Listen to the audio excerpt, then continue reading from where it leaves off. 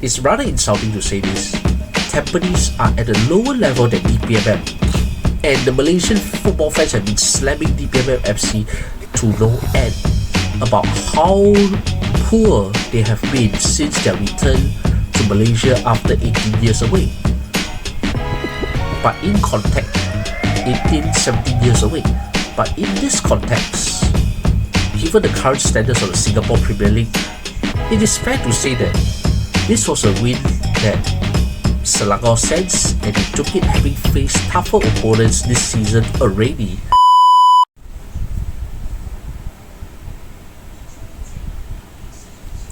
After two successive losses, Selangor FC needed a response when they faced Tampines Rovers in their second ASEAN Club Championship Shopee Cup Group A encounter at the Petaling Jaya Stadium earlier tonight.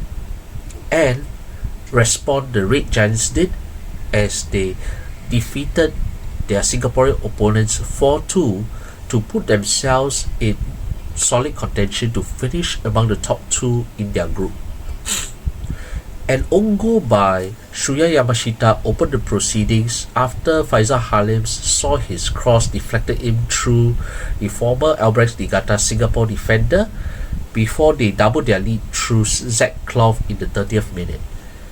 Koya Kazama converted a penalty to reduce the scoreline, but two goals in the space of 7 minutes through Faisal Halim, this time deservedly so, and Alvin Fortes ensured that 3 points were in the bag before the hour was out. And even though Hide Higashikawa pulled one back at the 65th minute, Selangor showed their discipline to hang on for the win, and with that win, they are now currently top of their group on better goal difference ahead of BG Patum United on 4 points each. And their opponents, Tampines Rovers, are third in the group following their second loss in the 4 previous trips to Malaysia to face the Red Giants. And prior to this meeting, Selangor and Tampines have actually faced each other 6 times, all of them in the AFC Cup competition, which is now known as the AFC Champions League 2. And their last meeting, well, as happened more than 9 years ago when the Stags defeated Selangor 1-0 on 10th of May 2016 at the National Stadium in Singapore. And in this first meeting in 9 years, Tampines actually had a slight edge over Selangor in terms of a better head-to-head record, recording 3 wins in 6 previous encounters in Asia, with Selangor having 2 wins and 1 game ending in a draw. And at the same time, the Singapore League side, they actually were unbeaten heading into their second ACC Shopee Cup encounter after they defeated Dynamic Herb Cebu in their opening game of this tournament last month.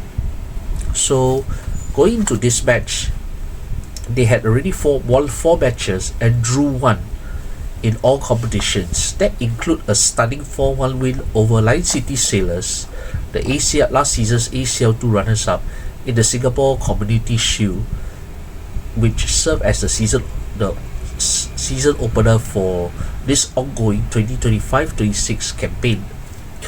And having also defeated Kaya Ilolo FC in the their opening ACL2 encounter, hopes were high that Tampines were able to provide some level of competition against the Red Giants, who were reeling from back-to-back defeats last week. Both happened to be in the evening kickoffs times under the hot sun.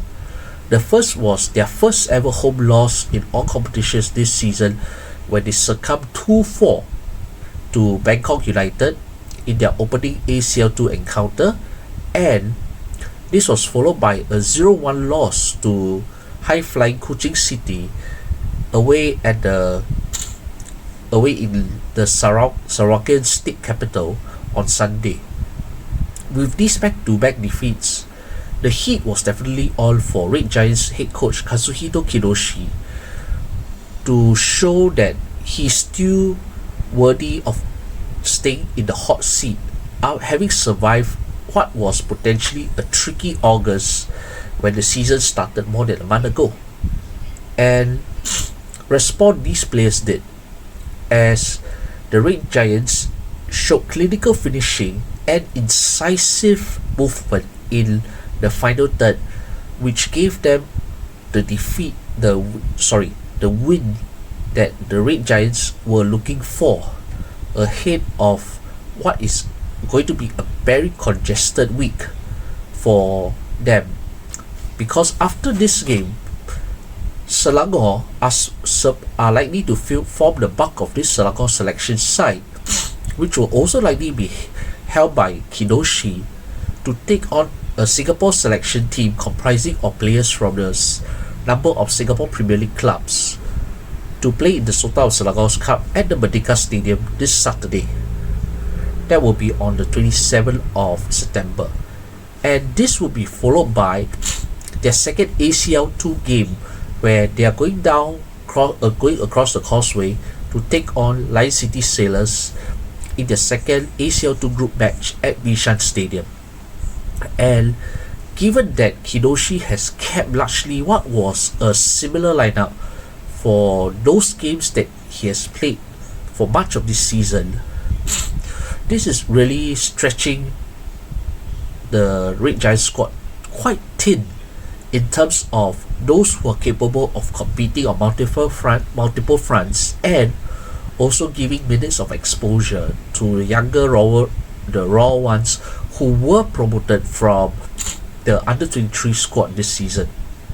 It is while they become the numbers, but it's not exactly the same as having the numbers to be competitive, to be able deputies should the likes of Noor Lain, Harif Haikal or Sharul Nazim, or even Kevin Dioram, who actually did not feature in this game, not as a starting player and not as a substitute.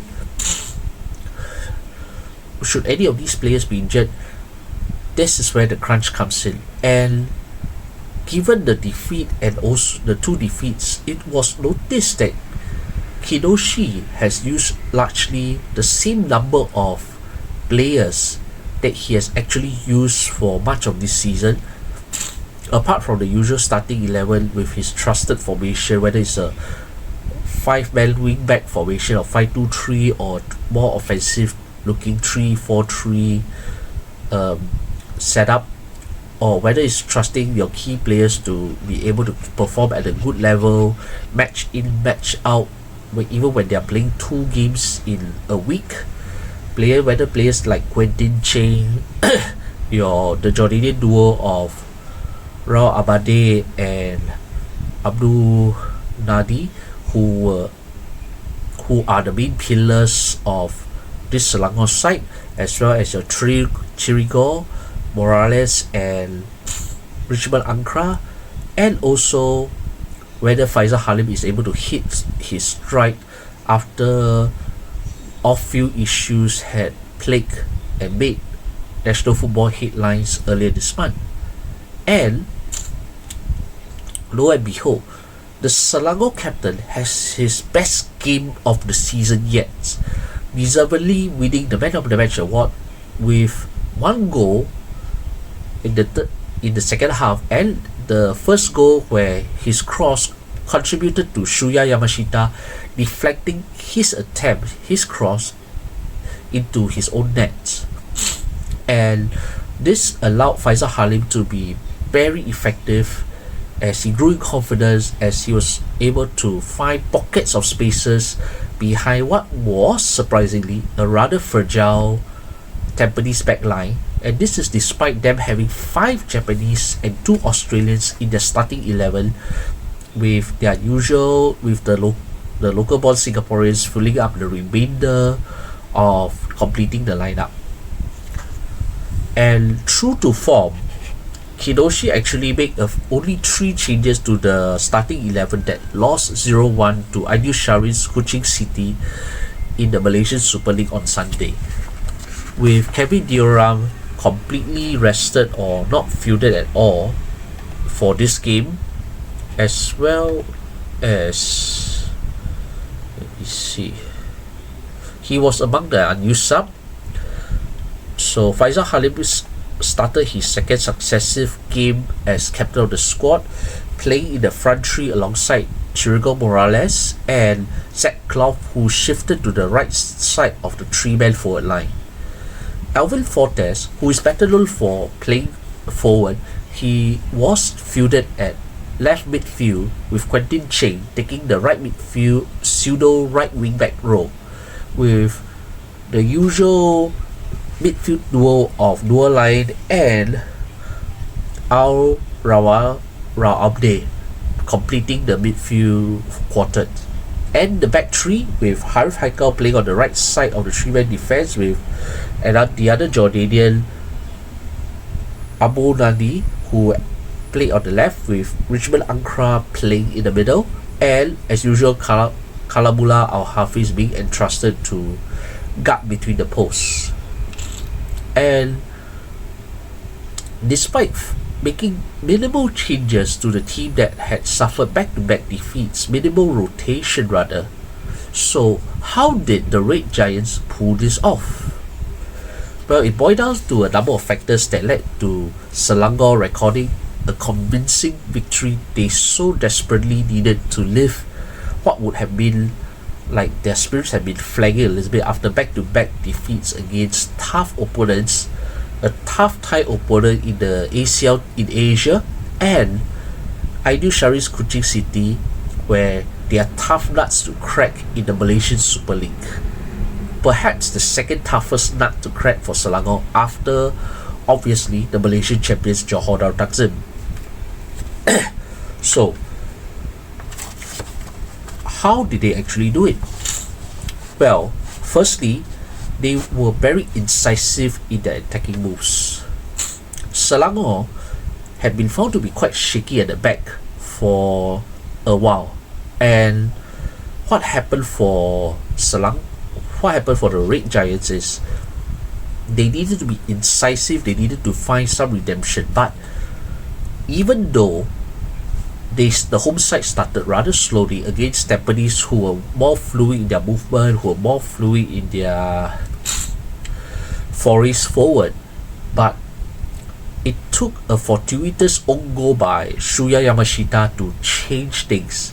A quick counter-attack from Faisal Halim down the left, and he was preparing to cross, and before we know it, it took an almighty deflection of Yamashita, and Shahzad Buhari, the captain and goalkeeper, was totally left stranded as he just simply watched the ball sail into the back of his net. Then in the 30th minute, they took every little mistake that Tampines were making, because as Selangor gradually discovered, Tampines were very hesitant when it came to being under pressure. It is quite perhaps evident that the Singapore League game is of a slower and less technical level compared to the Malaysian Super League. And given what Malaysian commentaries have been talking about, former Singapore Premier League side DPMF FC faring badly in the current ongoing Malaysian Super League season and anchoring the 13-team league at the top division at the bottom, I think there's some context to this which I'll elaborate in a separate point. But the hesitancy and the shakiness in the way Tampines dealt with the defensive throw-in allowed Trigor to sneak in from behind, put enough pressure for again, I think it was likely Shuya to lose possession of the ball, and for Chirigo to have enough time to run to the goal line and place and release it with precision for Zach Clough to hammer home what is likely his first goal of the season. So the precision was there for Selangor, they have the players, they had the ability, and they have the incisiveness. Admittedly, as the Merah Kuning will find out later on that Tampines at a much worse level than DPMM, who are currently at the bottom of the Malaysian Super League. Yes, as I said earlier, that same point I'll touch a bit in a separate point where I will talk about Tampines being much inferior than DPMM. So then you have in the second half where Selangor, despite conceding one through a very careless penalty given away by Ankara, which Kozama converted from the spot, well, Selangor kept up their momentum and continued from where they left off. So 51st minute, Faisal Halim, he arrived at the right time, he timed his run perfectly to meet Zach Klopp's low diagonal pass across for him to finish from close range at the far post. Obviously, despite desperate closing down from Shazwan and the Tampines defender, there was nothing they can do, as Faisal finally showed why before the essay attack that he was one of the most coveted local attackers at home and possibly in the whole Southeast Asian region. That timing, that precision, that finish, I think Selangor fans and the Ultra Cell will be pleased to know that their captain, the heart and soul of the Merah Kuning first team, is coming close to his perfect best after taking his time to recover from the injuries, taking his time to find his stride, taking his time to recover from his on-field and off-field issues, and being entrusted by Kidoshi to lead the team as the standard bearer for the once proud Malaysian club, who hold the record for the most number of Malaysia Cup wins. Faisal Halim is showing glimpses of what he can do best with that movement, with that timing. Given the earlier cross also, he showed that he is coming close to once again where he used to be. And then for the fourth goal, again, Chirigo, even though he didn't score, he was deeply involved. His perfect runs, his ability to force pressure, his effectiveness in the final third goes beyond his finishing, forcing turnover for the second goal, this time timing his run perfectly to beat the Tampines offside trap or even the back line, outpace them to deliver a cross for Alvin Fortes to float in from the left to finish at the far post. Again, another simple close range finish. The yellow and black shirts were left wondering what had really hit them. It is really this precise, fluid movement, their ability to beat the offside trap, the precision of finishing, the precision in their finishing, and also their ability to see the moves ahead of the defenders were crucial in laying the foundations for Selangor's fourth home win of the season. And it is through this fluid attack that gave them the foundations to keep it easy, even though they conceded 2 goals at the other end. So, coming down, and despite that win, there is a concern though. Despite having what was purportedly a decent back three on paper, and a goalkeeper who at his best can do no wrong,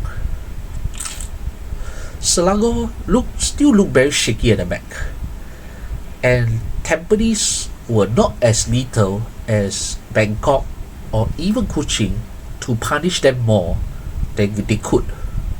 They were not precise, they were not fluid enough, they did not have attackers who were able to give Kidoshi a lot of headaches over how the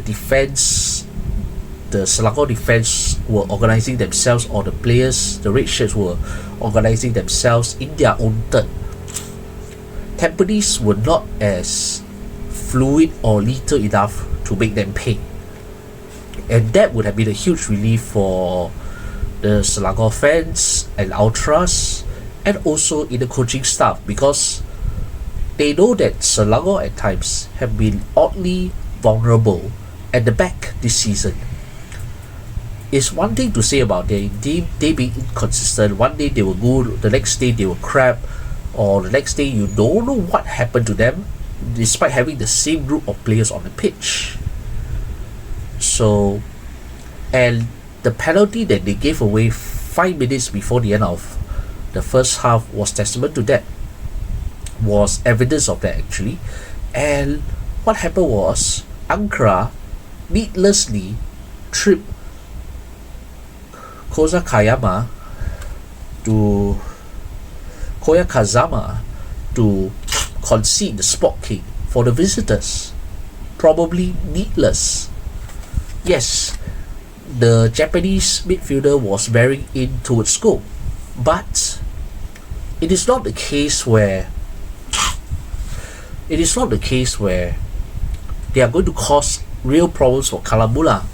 And if Ankara had not stuck his foot out to cause the Japanese midfield player to fall inside the box, that penalty could have been avoided. But yet trip he did. A penalty was given. Tampines made no mistake from the spot. And then you had that second Tampines goal in the 65th minute, where Higashikawa, long name, he was able to finish off the rebound after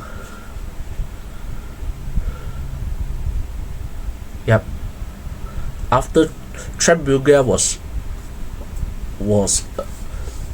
broke free to receive a long direct ball from the Tampines back line on the left to cross for the striker to attempt to finish from at the near post. First attempt saved by Kalamula, but the rebound fell to him and he made no mistake. And you may wonder, where was the rest of the Selangor defense? Were they getting quite complacent, knowing that the game was already sewn up? I think this is the headache that Kidoshi and his coaching staff still have to solve, because they have not yet shown that they could be mature enough not to make silly mistakes against opponents who are technically and tactically inferior to them. They are able to deliver the victory, no problem, but to deliver with a clean sheet, that is a headache. Yeah, they are still off that levels of performance that they displayed in the opening ACC Shopping Cup, where they put their bodies on the line, they gave everything at the Thunder Castle against Thai champions Buriram United.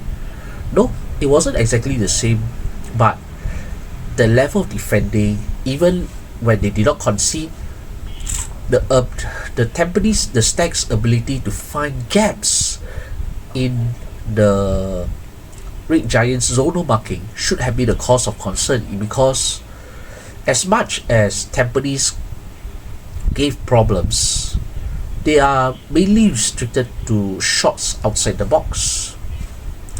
The only 2 attempts they had inside the box will also happen to be the only goals they scored. So, as much as it's a relief for Kalamula and Richmond and the rest of the Selangor defense not to concede more than 2 goals, but to concede reflects an underlying weakness that is standing out as a rather sore point, at which opponents will be very keen to exploit at almost every opportunity. When even Tampines could do it, it says a lot about the defensive organisation of the Red Giants on the pitch as a whole. And one of the main reasons Selangor could defeat Tampines was precisely because I think the Malaysian football fans who have been hammering DPMM FC recently after another heavy defeat, yet another heavy defeat, had been commenting on DPMM's worth in the Malaysian Super League. Well, let us admit this. Tampines Rovers are actually worse than DPMM FC. I can say that because I had seen the team how they played last season, especially when they were the ones who played DPMM FC in the final Singapore Premier League game to be played in Brunei. And Shazwan Buhari, despite his experience as an international goalkeeper, as a dependable number one at club level, but he's still quite prone to errors. His reach is not always the most convincing, and you can see why he's levels below Hassan Sani and even Izwan Mahmud in the Singapore goalkeepers pecking order, and that is even though Hassan Sani has already retired from international football. And for Selangor to slam home 4 past Shazwan and the entire Tampines backline is indicative that perhaps it's rather insulting to say this, Tampines are at a lower level than DPMM, and the Malaysian football fans have been slamming DPMM FC to no end about how poor they have been since their return to Malaysia after 18 years away. But in context, 17 years away. But in this context, given the current standards of the Singapore Premier League, it is fair to say that this was a win that Selangor sensed, and they took it having faced tougher opponents this season already, not just the Johor Darul Taksim in the Piala Subansing and opening Super League game of the season. They also had to face Buriram United when they came off with a 1-1 draw away. They lost to Bangkok United 2-4. They had tough games. They had also had a tough game against Kuching City, which was led by Singaporean Aidil Sharisahat. So it's obvious that Tampines, their coaching staff led by former international fullback Nur Rahman and his Japanese assistant Kosei Nakamura, they were, I think, some levels lower than Aidil in terms of technical organization, in-game adjustments, and to an extent, I'm not sure whether is it management of personnel or is it really the depth. It's more like the lack of depth in the quality needed. I think it's the same case for Selangor, but Selangor in this context, in this game, dealt with it better. When they could afford to take Quentin Cheng out after an hour, it showed how comfortable Selangor were to be able to play without him on the pitch.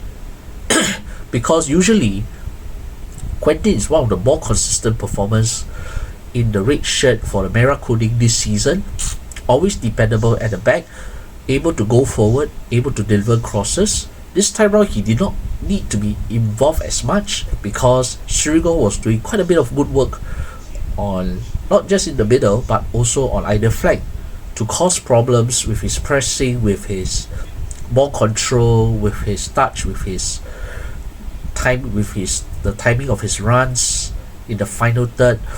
That was more than enough to send the entire Tampines defense in 6s and 7s. And given the rather low standard of the Singapore Premier League compared to the Malaysian Super League, it is pretty evident that having played DPMM this season, Tampines would be easier to play compared to the rest of the Malaysian Super League. I know it's quite inductive to say that, but looking at how Tampines played, despite having 2 Australians, 5 Japanese, it's clear that they are not of the same level as Selangor. And Tampines had been unbeaten partially due to facing an off-form Sailors who still had yet to click together, and also facing rather, I think you can say, slightly inferior Filipino opponents in the ACC and the ACL2. So that had given them the confidence to stay unbeaten in spite of a change of coach early in the season. But the first real test that the Singaporean side faced, they wilted. And for Selangor, it was, you can say, the second easiest victory after the 3-0 win over DPMM at home. And the Red Giants utilizing their home ground advantage to the max, and as a result of this, at the end of this fixture, they are level with Tampines in the number of wins they have after 7 head-to-head encounters, and it gives them a bit of confidence. It allowed Kidoshi to rest a few more players ahead of potentially facing a Singapore selection made up of a few Singapore Premier League clubs in the Sultan Selangor Cup. But I think Kidoshi has a wider view where he'll want his best players to be ready for their next ACL2 game on the 1st of October against Lion City Sailors. And given this congestion in mind, there are certain players who he has to play no matter what. Faisal Halim will likely start against the Singapore selection. Quentin Ching will likely start, but the two Jordanian players, a few others, they could be rested. Trigor may be coming on as a second half substitute, but they could even afford a change in the starting goalkeeper. And Harif Hankal definitely can play in this game without any issue for 90 minutes because he is suspended against the Sailors. So that gives Kidoshi a little bit of room to maneuver and perhaps to experiment. But knowing that Selangor as an organisation may want to please not just His Royal Highness the Sultan of Selangor, but also their club patron, the Raja Muda of Selangor, who happens to be the Sultan's son, they want to put out a decent show before turning their attention again to Sailors in Asia, this time across the causeway. So yeah, it's facing 3 different Singaporean opponents in the space of 1 week. A very curious string of matches that stretches their rather thin depth in terms of the number of quality players. Although for the SOS Cup, I think those fringe players have not really been used or used so sparingly so far by Kidoshi. They will likely be afforded more minutes on Saturday. And I think with that in mind, for now, the pressure is off Kidoshi, but it's not totally all clear yet for the Japanese head coach, because if they falter to yet another string of defeats, then that pressure will come on again.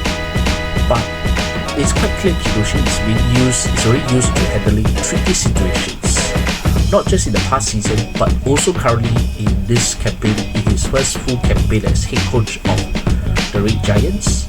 So we can only hope that Selangor can build on this victory against Tampines Rovers to prepare not just for the Sultan Selangor Cup, not just the next ACL2 game where they have to get something in Singapore against the Lion City Sailors, but also at least until December before the league pauses for the short break.